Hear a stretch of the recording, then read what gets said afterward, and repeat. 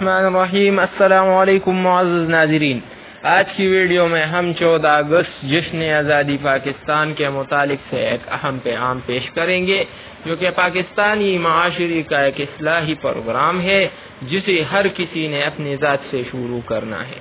تو اس میں نمبر 1، لڑائی جھگڑا ختم کرنے میں پہلو کروں گا، یہ میرا کام ہوگا۔ نمبر 2، نہ رشوت لوں گا اور نہ ہی رشوت دوں گا۔ نمبر 3، جو میرا کام ہوگا وہ ہے صفائی ستھرائی کا خوب خیال رکھوں گا۔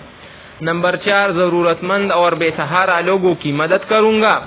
نمبر 5، ٹریفک قوانین اور ڈرائیونگ کے اصول کی پابندی کروں گا۔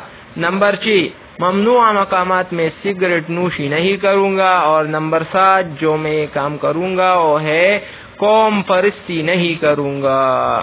اور نمبر 8، دوسروں کی رائے کا احترام کروں گا۔ نمبر 9، دھوکہ دہی اور فریب نہیں کروں گا۔ نمبر 10، ملکی قوانین کی پاسداری کروں گا۔